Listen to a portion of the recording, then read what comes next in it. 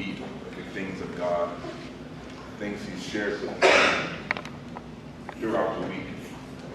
I want to talk to you about right place, right time, wrong mindset. Okay, right place, right time, wrong mindset. For those of you that don't know, I was there in the Dallas shooting, in the midst of all kinds of havoc and craziness, and a place where we gathered together in peace to discuss strategy and to speak our minds and hearts and come together as a people. When I say as a people, I don't mean any type of ethnicity. I mean as a community of people. Mm-hmm. The community of the world coming together because we're all hurt. Black people are not the only ones that have been affected or impacted by the things that's been going down. Amen? Mm-hmm. It's been more than that. It's been all kinds of people. Black people, white people, brown people, purple people, polka dot people. I don't care who it is, you have been impacted by what's taking place some kind of way.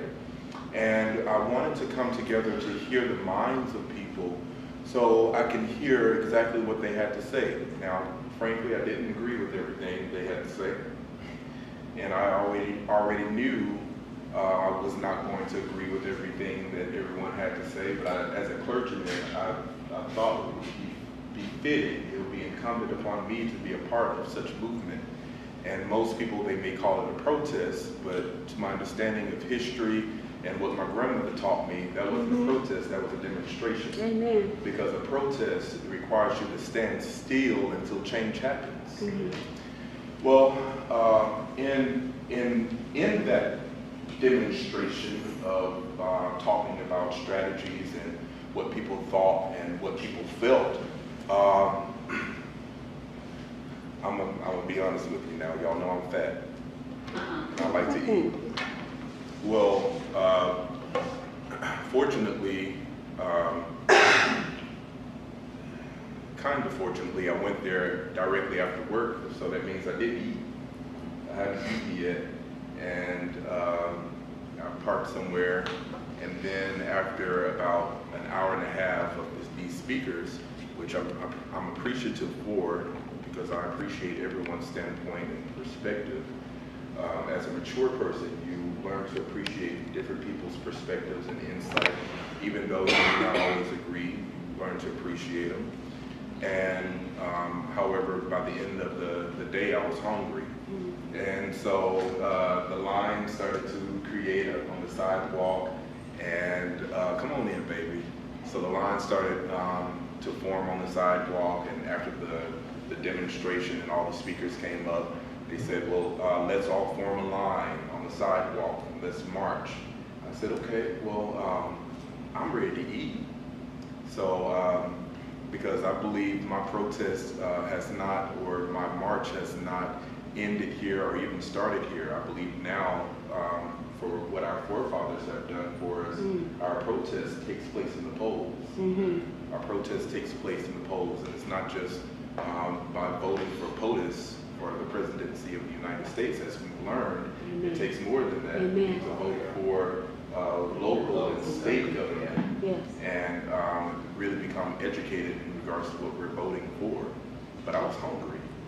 And the line began to form, so I jumped right in the middle of the line, and I marched along with the people right up into the wing bucket. And I went to the wing bucket, and this is my first time going, and I heard a lot about it, and I love wings. I love chicken wings. I can't help it, I love them. I'm gonna get my body back in shape, so y'all pray for me, okay? But while I was in the wing bucket, I heard shots fired going off. And if you, were any of you there or was a part of it? No?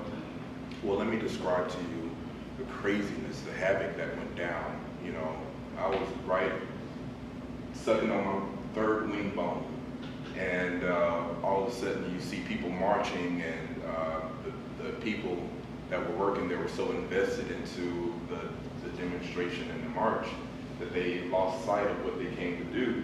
So I had to remind them quickly, I'm here to eat. So I need you to get behind the counter, bring up my purchase so I can get some wings. They did that, then all of a sudden guns fired and went off. It was a scary experience.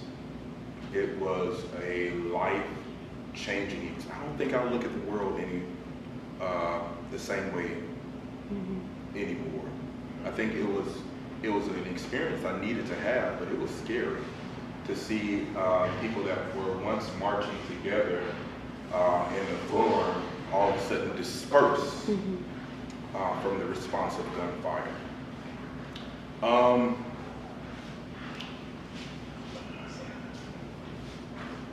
I didn't know who shot the gun at the time, but learning that it was the duty of a sniper that was angry at the police force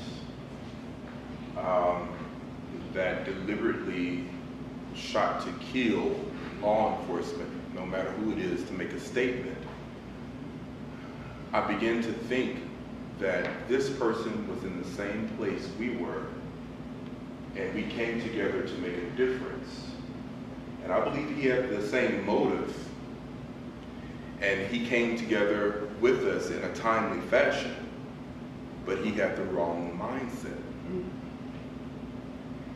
To me, although he felt like what he did was warranted, I felt like what he did was selfish. I thought it was extremely selfish and immature. I thought it was unreprehensible, and that type of stuff you cannot take back. Okay? And it took and claimed lives that didn't deserve it. And I really began to think, and I began to pray, and I thought about this man that, to my understanding, he's dead now, because they served justice in the form of a joy and blew him up. But I thought about it a little bit more deeply, because this is how my mind works. But I thought that he had every opportunity to become a resolution and became a problem. And then I thought about people, the sociological aspect of people. And I wonder, not just by shooting off weapons at the time of peace and causing war, but I wonder how many of us walk into the right place at the right time, but we miss our opportunity for change because we have the wrong mindset. Has anyone experienced that? That you have been granted this opportunity to change not only your life but other people's lives, but because you walked into a new situation with the old mind, you did nothing effective. As a matter of fact, you made things worse. So I wanted to preference that from the scripture of Luke 8 and 43. Luke 8 and 43. And I'm not going to do much reading tonight. As I said, we're not going to be here long. But I really want you to review that. Luke 8 and 43, it paints the picture of Jesus on his way to Jairus' house to heal the daughter of Jairus, who apparently is dead. But on his way to healing Jairus' daughter, then came the woman with the issue of blood. Everyone knows the woman with the issue of blood, right? We've been in church long enough to know the woman with the issue of blood. And I think it's been preached so much from different aspects and different perspectives. But knowing that this woman, Luke paints a picture, being that Luke is from the field of being a physician. He looks at things as being a physician. And one time I taught a class and I made the statement that in the four Gospels, in the Bible, everyone provides a perspective based on their experiences. Whenever you talk about something, it's based off of your own personal experience and culture, right? The way you look at things, the way you perceive things is usually based off of your own personal experience and culture. Am I right? So with Luke, being that he came from an experience and a culture of being a physician, he looked at things as a doctor. Unlike Mark looked at Jesus as a servant because that was Mark's background. He drew a conclusion of things from perspectives from a servant's point of view. So when he looked and recorded the documents of Jesus, he wrote in regards to things as a servant, okay? Well, according to Luke, Luke said that on the way to Jairus' house, Jesus's tracks were interrupted. And they were interrupted by this woman with the issue of blood. And just to paint the picture just a little bit, the woman, well, Jesus was in the midst of this huge crowd. Hundreds, maybe even thousands, some may argue. Okay, some theologians may argue. He was in the midst of this huge crowd, and surely the crowd around him, being that they were so close, and being that Jesus impacted their lives, and being that Jesus touched them, they all wanted to be next and close to Jesus. Then all of a sudden, this woman that, according to Mark, that went and spent all of her resources and went to different doctors, and they had some crazy foolishness talking about if you stand up and turn around in 3 circles and jump and hop and spit, then you'll be healed. Much like what a lot of people do in church today. All right. A lot of religious anesthetics without giving the real accountability to the people. Am I talking good so far? You're talking good. So what we have here is a woman that has reached a conclusion that apparently this is not working. So I heard about Jesus coming by. And apparently she's heard about Jesus, or else she would not have known to touch that specific part of his cloth, his tassel, the part of his mantle. And that's one of the reasons why Jesus said, "Daughter, thy faith has made you whole," because it was her part of her faith of knowing, of study in that tradition, that if you touch a specific part of the tassel, it means healing. But I want to get into that, okay? But what I want to talk about, I really don't want to talk about the woman with the issue of blood, although she spent all of her resources and she bogarted or crawled through the crowd. But she's not necessarily the star of my discussion tonight. I really want to talk about my main concern. I want to talk about the people that were around Jesus at the time he was touched by this woman with the issue of blood. I'm thinking, why in the world, or how in the world would all these people be around Jesus? Now, surely she was not the only one that had the issue. Surely there was somebody in there that was suffering from something out of a crowd of people. You mean to tell me everything out of everybody is okay? All right. You mean to tell me everybody's life is put together to where they don't need to touch Jesus? You mean to tell me everybody's life is all peaches and cream? They haven't had any havoc in their lives. They are not sick. They are not suffering from something that they have to hide from the public. And you mean to tell me only one person touched Jesus to the way that affected him to ask or pose the question, who touched me? According to the scriptures in history, when Jesus said, who touched me, if we were to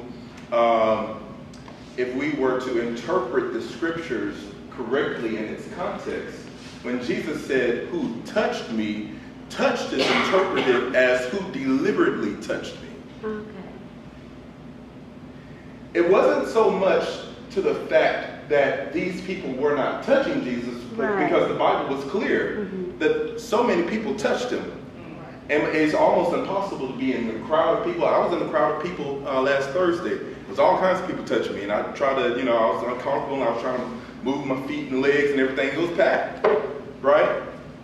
But Jesus asked a crazy question. Who deliberately, and And if you don't believe me, you can look in the New Living Translation, and it says it there, who deliberately touched me.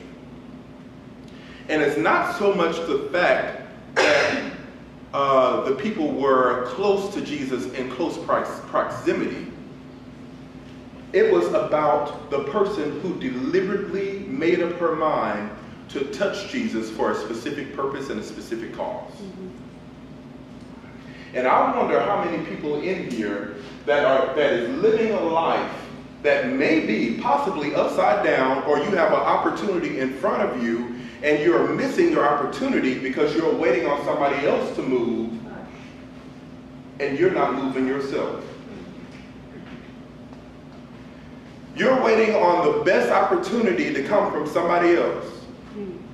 You're waiting on your business to open from somebody else's grant. You're waiting to be married for somebody else to hook you up. All right now. Diane said, no, not me. You ain't get on my road yet. You're waiting on a new lifestyle and an increase of finance from somebody giving you or pointing you the right way to go get the job. You're waiting for your own body to be healed, for the preacher man to come and touch you for it to be healed. Maybe Luke is teaching us a very valuable lesson here.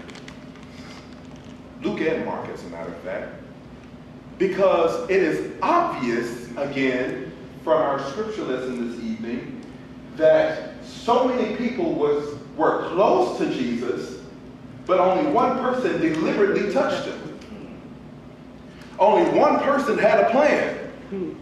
Only one person went there with a purpose. Only one person made up her mind and said, if I could just touch. Come on, church people, y'all know that kind of stuff. The hem of his garment, then I will be made whole. Now let's explore the word wholeness. Wholeness has nothing to do with the body. If you really explore the word wholeness, wholeness has everything to do with your internal mind and spirit. Your body becomes healed. Yes. But your mind and spirit, if it is broken, it shall be whole. And most people, maybe even in this room today, but you will be shocked at how many people you interact with, that they may be healed in their body, but they're not whole in their spirit. And they come to church to be around Jesus, to be around God, but they're not being deliberate in getting what they need. I got to sit back down. I'm still kind of tired, y'all. That they're not getting what they need because they just want to be around the atmosphere. And they don't put any purpose or drive behind what God has told them or what God has promised them. But it is because they do not want to commit to the effort and the work it takes to commit to change. It takes effort for change. It takes work for change. The people of my generation, God bless them and I love them, but I've read some things and it takes time for things to change. The political movement does not change overnight. And I'm afraid my community of millennials are expecting a change from a march down the street. It don't work like that. Because my ancestors and forefathers, they stood there at the door and waited until something moved. Change it is always deliberate. Change or success is never by accident. If you are successful at something, it's always on purpose. And if you don't move in step with a plan of purpose and being deliberate in your action, I'm afraid you're going to sit right there in that very same spot of life and mindset until you decide to make a move. The woman with the issue of blood, she said, if I could just touch the hem of his garment, then I will be. How did she know that? How? I mean, Jesus wasn't a part of that conversation. She had it with her mind. So she apparently made the decision when she would be made whole. I wonder how many people in this room is sick and tired of being sick and tired and being sick and tired of being broken. Well, stop waiting on somebody else to put you back together. It is your duty. I've never in the lifespan I've had experienced God give me a task or give me a purpose and then expect for me to wait for him to bring it to pass. He's given me a charge, and then at that point, he's given me clear expectations, and I'm the person that needs to pull it through. Let me tell you something. You are the people you've been waiting on. All right. Can we just have an honest conversation? Yeah. You are the people you've been waiting on. Any type of practice you have inside of your spirit, I can't tell you how many dreams and ideas and inventions that are currently out there in the public that I thought of first. All right. Amen. I cannot tell you. I'm on the camera, I'll say it. I thought of the electronic billboard when I was in high school. Wow. I thought of that. But because I didn't move with purpose, God gave it to somebody else. So my billions and billions of dollars, I remind myself every time I drive on the freeway to say I could have been way filthy rich. But because I didn't move with a sense of purpose and deliberation, I missed my opportunity. I was around a lot of great people. A lot of people that had the secrets of the economy around them. But because I wasn't taking notes, I just wanted to be around the cool people. Then I'm still trying to put pieces of my life together because I wasn't deliberate in movement. How many of you will choose to be deliberate in your movement? Amen. Because when it comes to the purpose that God has planted and embedded inside of you, you have to move.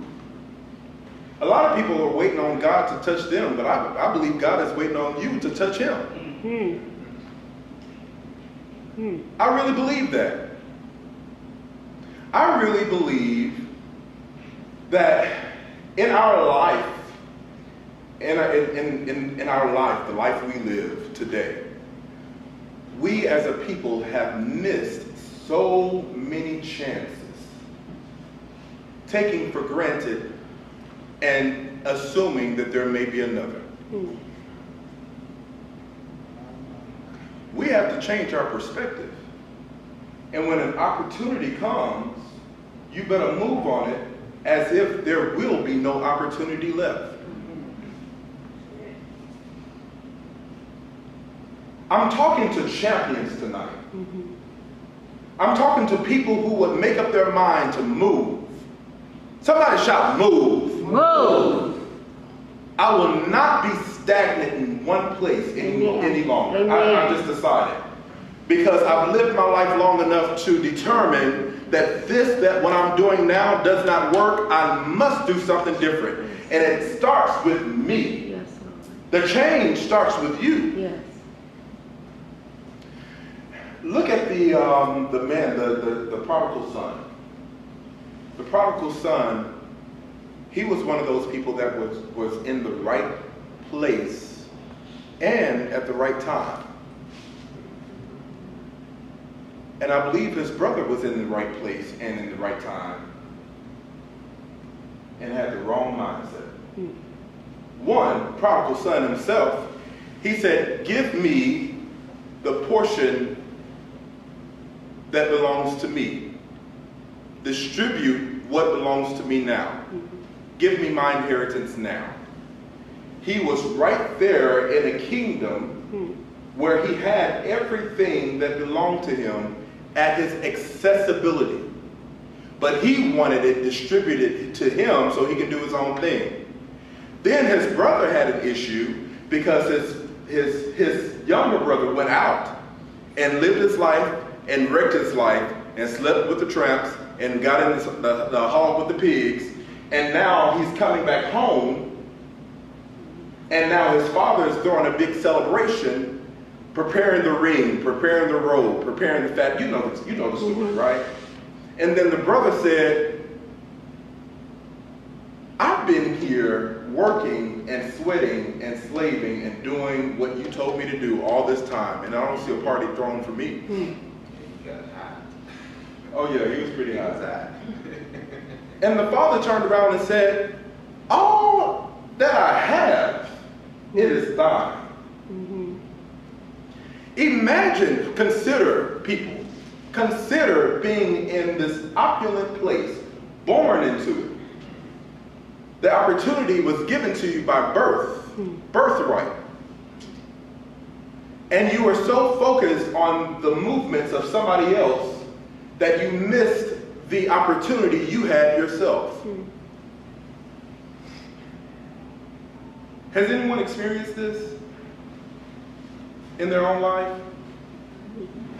That you've been on a job for a specific amount of time or a certain amount of time, and then you become a high potential, but because they give you some qualitative feedback that's hard to hear, you buck up and you say, I don't need to hear this anymore, and you leave the job because you didn't want to hear it, not knowing that they're trying to give you some information that's for your growth.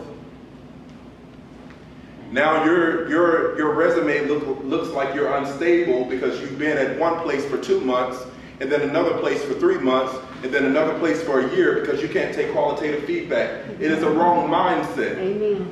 You've been afforded the opportunity. Yes.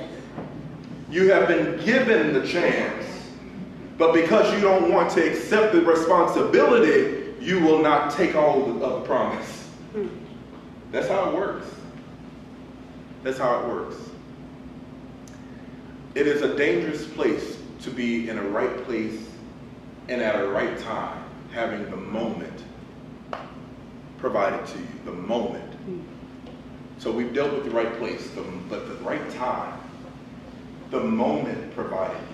Have you ever experienced yourself saying, this may be my moment. This may be my time to move. This may be my time to move out of the city.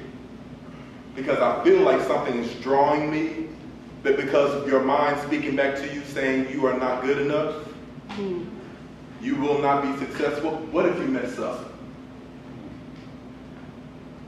What if you do the wrong thing? What if you talk to the wrong people? And then you allow yourself to stand still, missing your opportunity? I believe I'm talking to somebody tonight. Yeah. You allow yourself to stand still, missing your opportunity. Come on in, I'm almost done. I believe someone's in this room that you are now, I'm not talking about future tense, I believe you are now experiencing the right time and the right place. But the only thing that's holding you back is your fear. The fear of failure and the fear of yourself. I believe that's the only thing that's holding you back. Your own mindset. What if the business is successful? How many future entrepreneurs or current entrepreneurs do we have here? Future? Mike Lee, have you experienced the time where you put things on hold because you felt like this may not be the most favorable opportunity for me? Why is that? I think that there's a measure of it was like a piece of it was a fear of failure. Then a piece of it was a fear of embarrassment. Because if it didn't work, you had to deal with certain people who told you it wasn't going to work to do. I told you so. I told you so. You know, how do you recover from that? Then some of it was just coming back to why don't you stick to what you're good at, or what you've become successful at already, and try to maximize on that, or try to go outside the box and try to. Yeah. Yeah. Erica, before you stepped out into your business, what made you decide it's now, or what kept you from starting it earlier? Well, I didn't think I wanted to start a business, but God told me I was going to start a business, and when I moved here in my previous job, I was like, all right, it's time. However, one of the things to Mike's point is sometimes you get embarrassed or you feel like the fear of failure. And so for my company, and I'm just going to be honest, we went in a direction because we knew it was safe, but it wasn't where we needed to be. And so now me and my business partner are at the point where we're having to kind of revamp and go where God has been telling us to go, not the easy route. So now I'm kind of dealing with the, well, told you it wasn't going to work. And it's not that it's not going to work or that it won't work. It's getting in the mindset where I took control of something that I needed not take control of. Good. Is there anyone else that is refusing to move from the fear of failure? Yes? I think like right now, because I'm trying to start an organization and I got hit with a lot of things yesterday that I needed to have in order to do what I need to do to have my organization. And financially, I know that I can't do those things. And so I started beating myself up because I was like, well, how am I going to get 501c3? How am I going to do this? How am I going to do that? I need to do sponsorship packages. I need to do that. And it's like by myself. But then, honestly, last night, I just prayed about it. And I thought about all the great geniuses and the great entrepreneurs in the world. And if you look at the beginning of each person's story, they didn't have anything to do. They dropped everything to do what they needed to do. Some were dead broke. Some didn't have a car. Some whatever they had to do out there, garages. So I had to do what I had to do. My needs are going to be taken care of because I got God. So, I mean, It's good. it's not fair.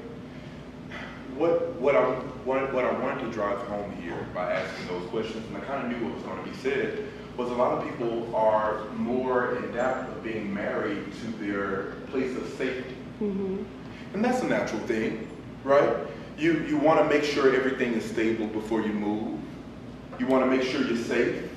You want to make sure you're not taking a huge risk. But success is risk. Success is risk. And anyone that's hugely successful, they'll always tell you, you have to first take the leap. And if you don't take the leap, then you will not be successful.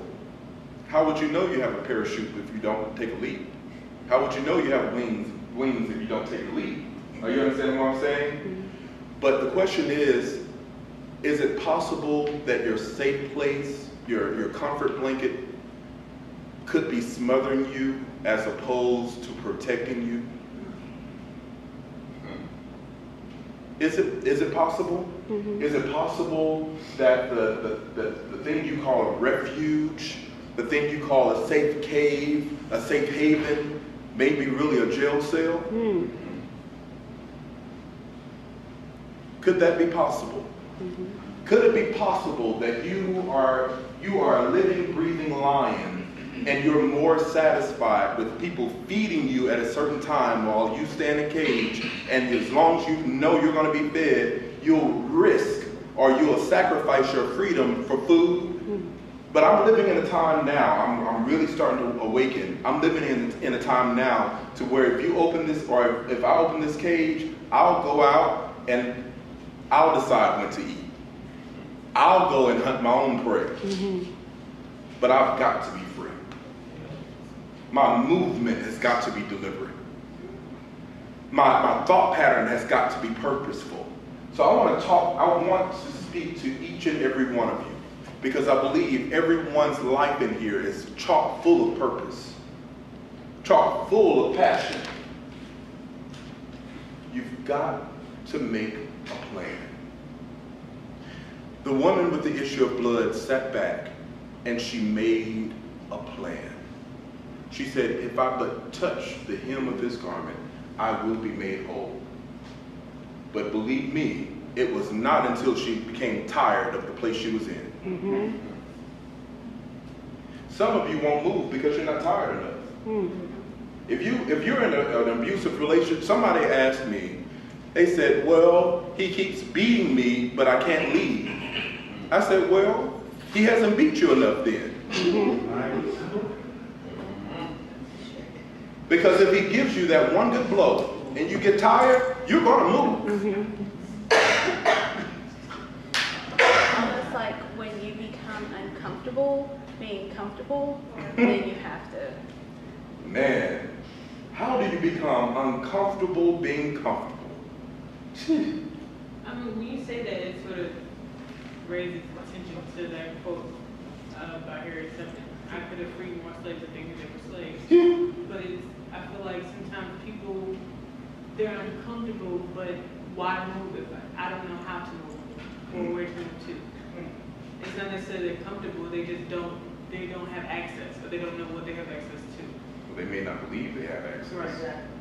Because I believe anything God gives a vision to, he gives provision. I believe that.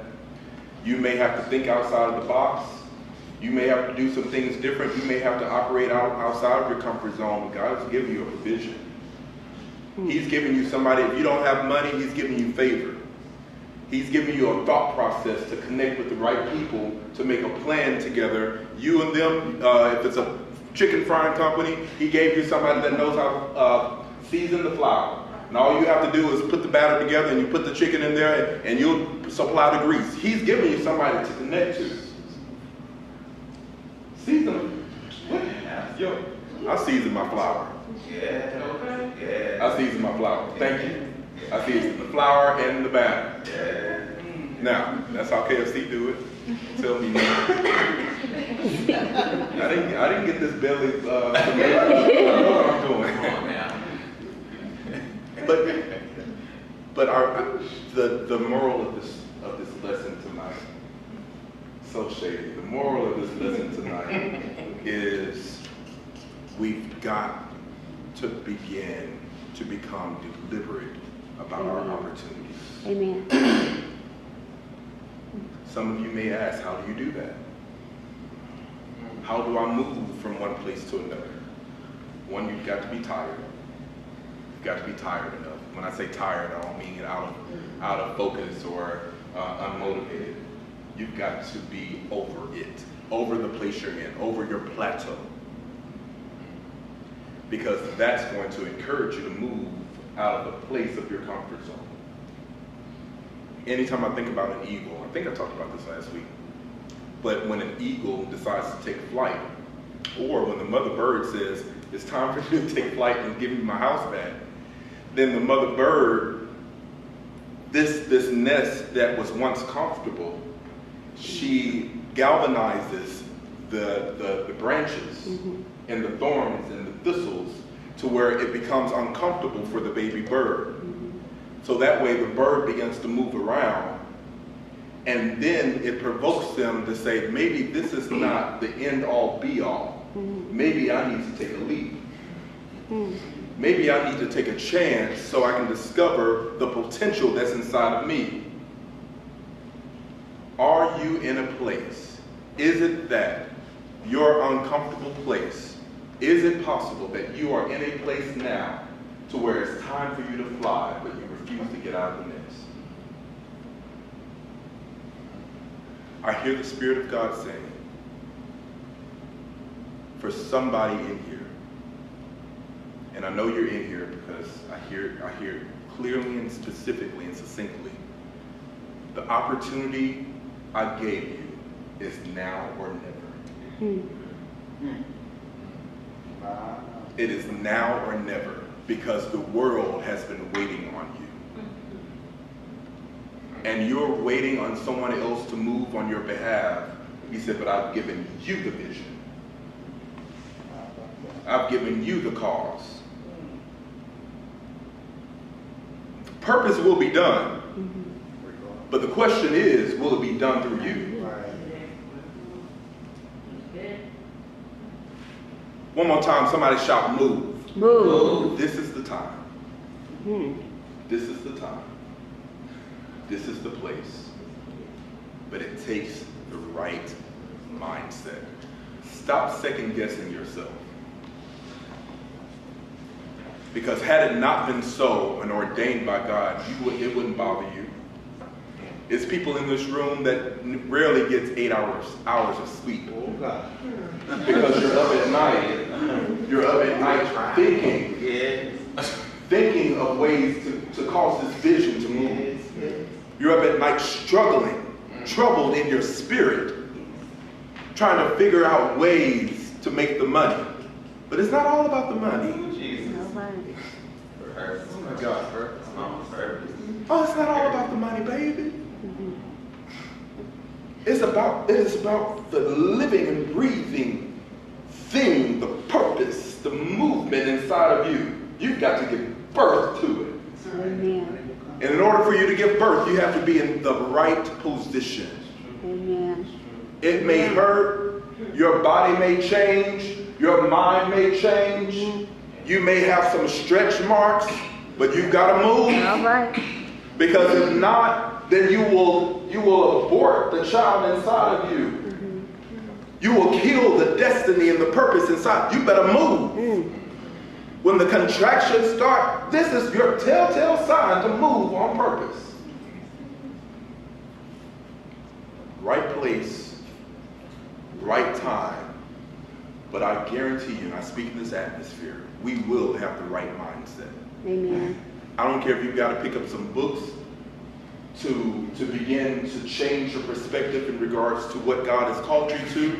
If you got to channel your television time to watch those specific shows that target that specific area. If you're called to be a chef, I want you to start dedicating your time to watching chef shows and reading books about it and developing your trade and developing your craft and go to school. Because see, this is not how, we don't fight by our fists. We don't. If we want to really make a change, we fight by our power. We fight by our authority. And how do you get it? You educate yourself. It is not too late. Yes, Lord. It is not too late for you to go back to school. Amen. I said it is not too late for you to go back to school. Amen. I don't care if it's an undergrad. Forget what people say. They're going to say it anyway. This is your purpose. This is your destiny. God has called you to this moment, but you've got to change your mind. I'm going to leave you with this. The Bible says we are transformed by the renewing of our mind. The Bible is translated in the renewing as metamorpho in its original text, meaning metamorphosis. Or, I'm sorry, transformed is translated as metamorphosis. Your mind has to change. You are the only person stopping you. Amen. But today, I charge you to move forward. Take your opportunity. Take your place. I said take your place. Amen. Set your feet and plant them. And if you've got to collaborate, write the vision and make it plain. So they that read it will be able to read it, understand it, and run with it. And a lot of our issues are we're trying to be great by ourselves. And God has never called for that. Isolation is not of God. Because any time in the Holy Writ you will read any person, pick them. God has always given a divine connection to cause a purpose to take place. That's what he said to Adam when in creation. He said, behold, I'll give you a helpmeet. And in Hebrew, it means someone that is compatible. It has nothing to do with gender. He says, I'm going to give you someone that is as strong or maybe even stronger than you, to partner with you in regards to the destiny and the instructions I've given you. But you've got to move. Whatever it takes, this is your time. And for you who God is speaking to, it's now or never. Amen. Amen. All right. Real quick announcement. As you can see, we are preparing for Vacation Bible School. Amen. Amen. So it's coming up the 25th through the 29th of this month. How many people are coming to Vacation Bible School? How many people have told people? 25th to the 29th, you're in town. You're not that book. Come on. You're part of this movement. So I want you to commit to telling, maybe your friends, maybe your family, and then telling some children to be a part of this. This is our opportunity. Someone say opportunity. Opportunity. This is our opportunity to move as ministry. Amen. So we're going to, It's all ages. all ages. We're going to impact this community. We're going to impact this city for God. And we're going to take our rightful place.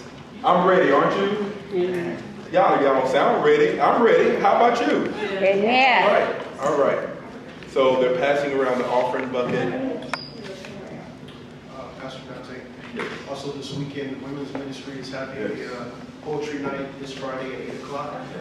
Admission is $5. It does include beverages and everything. On Saturday, there will be a brunch at 10 o'clock. That's also $5. So the $5 cost for both events is just to cover all the food expenses and stuff like that. Usually we don't charge for anything, but we plan to have a lot of food, so that's why we're charging $5. So, And where else can you eat for $5? yeah, and there will be lots and lots and lots of food. You just can't do that. Yes. Well,